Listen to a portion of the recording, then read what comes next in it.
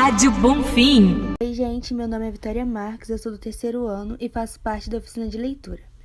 Hoje nós estamos aqui com o professor Dijan, ele é professor de Química do terceiro ano do ensino médio e nós vamos falar sobre pesquisas científicas. Olá pessoal, olá a todos que estão nos ouvindo. Eu sou o professor Dijan Alves, eu sou professor de Química do Colégio Bonfim. Eu comecei a trabalhar na instituição esse ano. Tem sido um privilégio muito grande para mim participar dessa equipe, uma escola muito boa, uma equipe pedagógica muito atenciosa, os alunos muito bons, e para mim está sendo um privilégio. Eu sou professor de Química na escola, no Colégio Bonfim, há alguns meses, mas eu dou aula de Química há 9 anos. Já dei aula em escola, já dei aula em cursos preparatórios, e tenho essa carreira aí há esses anos em Química. Eu fiz um curso técnico em Química pelo CVT, FATEC de Nova Iguaçu. Depois eu fiz graduação em Química pelo IFRJ de Nilópolis. Logo em seguida já emendei no mestrado em Química pela UFRJ. E agora estou fazendo doutorado em Química pela UFRJ também. Sou morador daqui de Engenheiro Pedreira mesmo. E é um privilégio poder contribuir com os alunos aqui da cidade. Nós, alunos, também estamos gostando muito de ter aula com o senhor. Mesmo nesse momento, né? Porque agora com o terceiro ano, eu já conhecia antes, mas outros alunos só conhecem assim por vídeo, né? Mas é isso. Hoje nós vamos falar sobre pesquisas científicas. De acordo com as anotações que eu fiz, eu coloquei que pesquisa científica é um estudo que pode ser feito com aplicações práticas ou a partir de estudos novos ou que já foram existentes, que já existiram antes. E tem investigação de fatos, aplicação de métodos, tem pesquisa de campo, de laboratório. E qual é o jeito certo? Qual é a explicação certa, Dijan? Então, o que a gente entende por ciência, hoje em dia, é o conhecimento com uma certa profundidade de um determinado conteúdo. Então, a ciência hoje ela precisa ser pautada em métodos e ela precisa ser pautada também em pessoas qualificadas que vão realizar a aplicação daqueles métodos, daquelas sequências, estudos, para nós termos o conhecimento sobre determinado assunto ou conteúdo ou um fenômeno que nós estejamos estudando. Então, a ciência ela é feita, obviamente, pelos cientistas, mas ela é baseada em método e comprovação. Então, tudo que nós entendemos por ciência hoje em dia requer uma comprovação baseada numa metodologia que nós entendemos como metodologia validada. Ou seja, tem que ser uma metodologia que seja aplicada para o estudo de um determinado fenômeno e ela tem que ter validação e ela tem que ser comprovada logo em seguida. Então, vale muito a pena a gente ressaltar também que hoje em dia a gente tem um entendimento de que algumas ciências, algumas disciplinas como história, geografia, filosofia, que nós estudamos na escola também, são ciências que são pautadas em aprofundamento de conteúdos, em aprofundamento de estudos e tem uma metodologia para que elas sejam realizadas. Então, por muitos anos, a gente entendeu ciência somente nas disciplinas da natureza, física, química e biologia.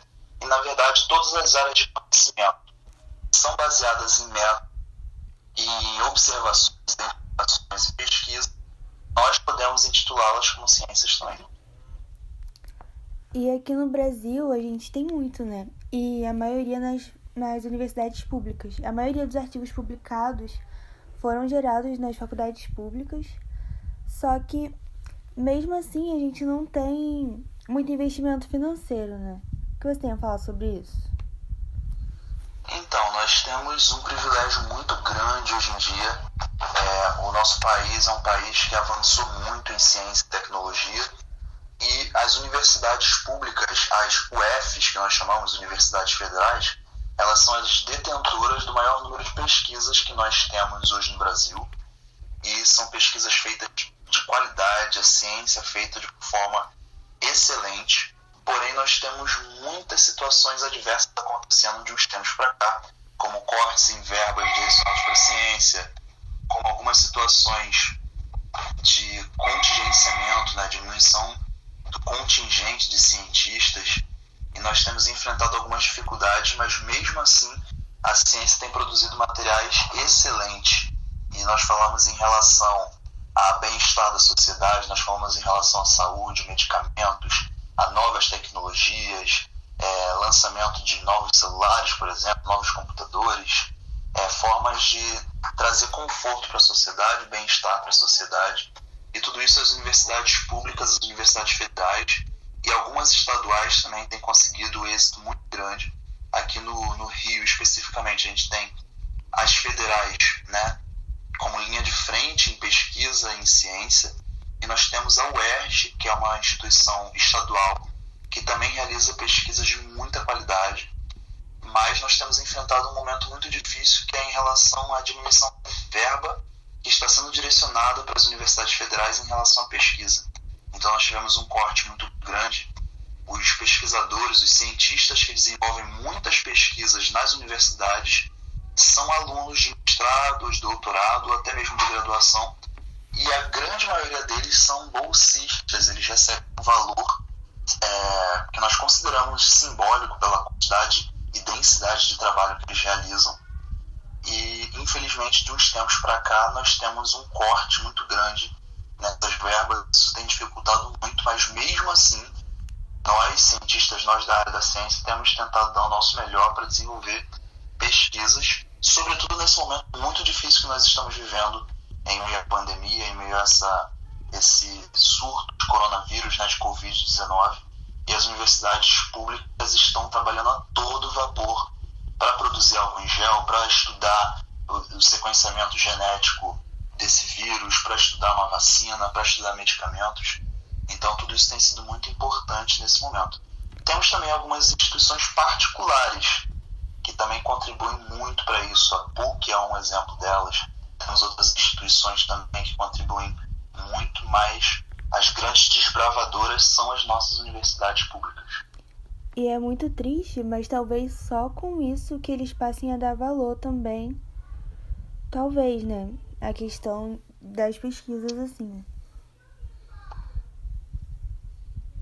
É verdade, nós temos passado por esse momento, e esse momento tem sido de muito aprendizado para todos nós, sobretudo na área da ciência, porque a ciência, ela, como eu falei, ela é muito voltada também para gerar o bem-estar da sociedade.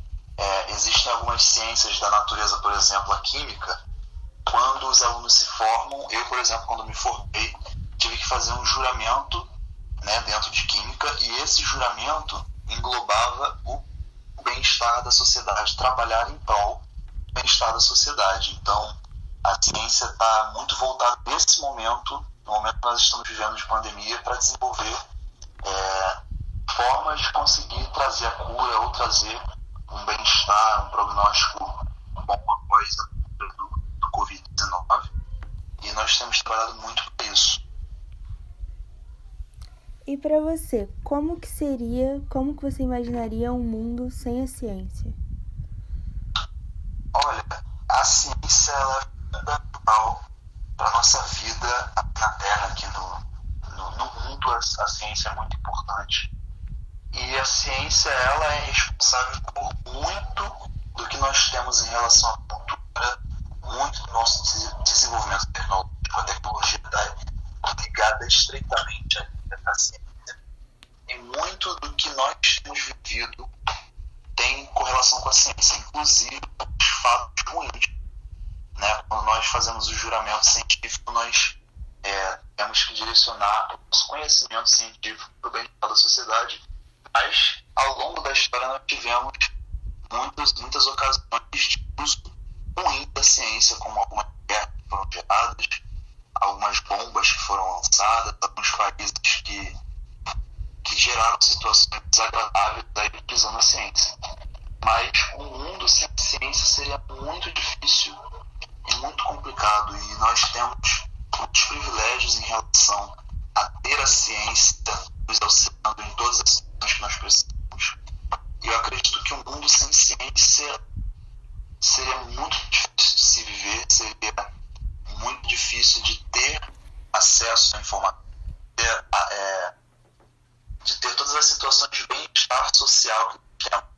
Eu acredito que a ciência é muito importante nesse sentido. Falando resumidamente, a gente poderia falar muito